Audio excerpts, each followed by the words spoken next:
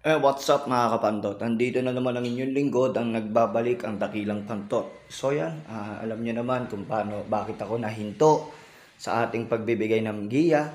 At dahil nga sa hari ng baklaran, sumalangit nawa ang iyong kaluluwa, Boss Edong. Mahal na mahal ka namin, pati ang bayang karerista. So today is Tuesday, June 25, 2024. Naway sana makatulong tong giya ko para sa inyo. At pakishare na rin sa lahat ng mga tiga-masugib na suporta ko. And now, race 1, 1400 meter race. Dito, 4 na kabayo, pero sobrang angat sa labang ito. Numero 3, Alindog. JD King Flores ang may patong, tingin ko, panolo na to. Numero 3, Solo Alindog.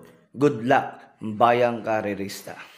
Dumako naman po tayo dito sa race number 2. 1400 meter race, group based on time, 4 runners. Dito mga boss, tingin ko, matibay na itong dalawa na to. Magdalawa na kayo kasi itong dalawa, paluan talaga sa ulo to. Pampremera ko, numero 3, Anyare. Nagagabayan ni Junior De Ocampo. At ang panigundo ko ang Dipindot, numero 4, Rainy Days. Nagagabayan naman ni Christian Advincula. 3-4 ako dyan mga boss, tingin ko matibay na yan. Mas matibay pa sa relasyon nyo. Good luck, bayang karerista.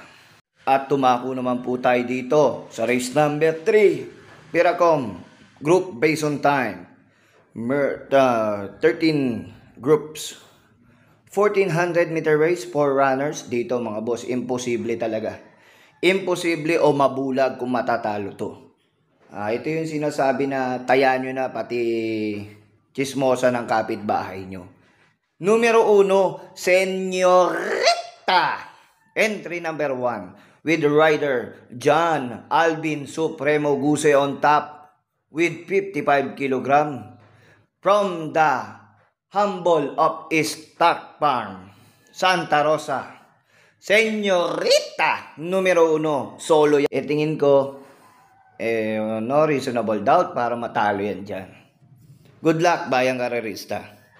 Dumako naman po tayo dito sa race number 4, group based on time. 6 runners. Ito mga boss, dalawa lang ang pili ko dito. Bakit ka pa pipili na madami kung alam mo naman nalitaw na sila? At tingin ko naman ay hindi ibibiyahe dito.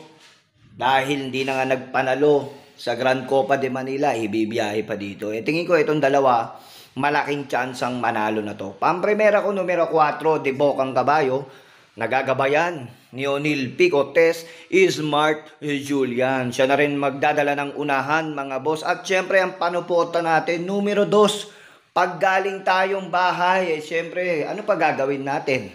Numero 2, Mano po. Yan mga boss, nagagabayan ni Apoy Asuncion. 2 kabayo lang, 2-4, 4-2. Bahala na po kayo magdagdag and good luck, bayang karerista.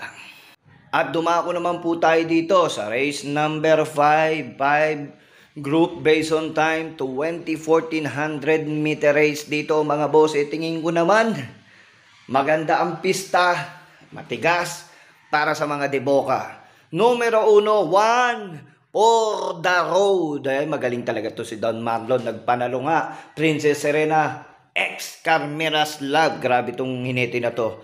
Napakainam. Numero 1, for the road. Solo mga boss. Tingin ko wala na naman akong nakikitang tatalo dito.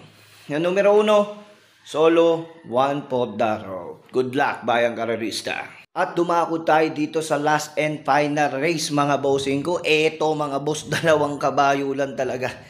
Kung hindi, gawin nyo ng 3 o matibay na. So, pero dito lang ako kakampi. Numero 6, Time Traveler. Magpapanalo si King ngayong araw ng Tuesday. Pampremera ko yan. De Bocang kabayo to.